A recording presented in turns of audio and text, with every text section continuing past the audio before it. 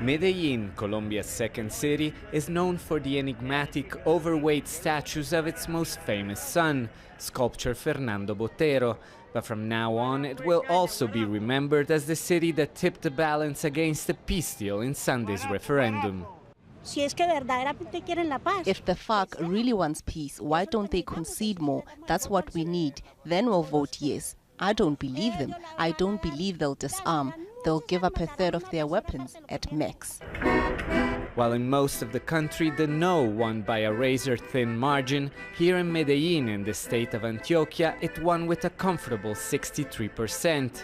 And nowhere more than here is the widespread feeling that this peace deal is fatally flawed.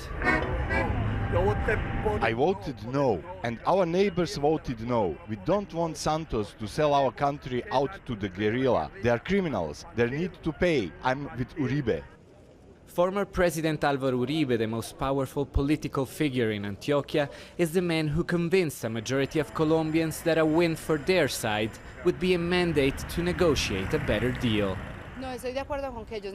I can't accept the fact they will not spend a day in jail for all the crimes they've committed. I think they've inflicted too much damage to the country. They can't expect to sign an agreement and go on with their life.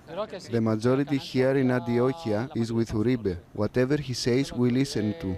There's no way to underestimate the role that former President Uribe played in this election.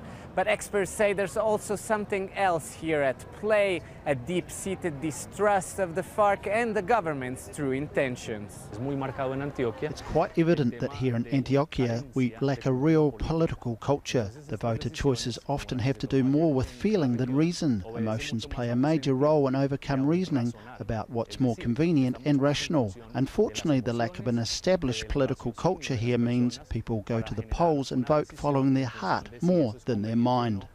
A decision made with the heart by people willing to risk uncertainty and a return to war to achieve a more satisfying way to end it, in spite of not knowing exactly how.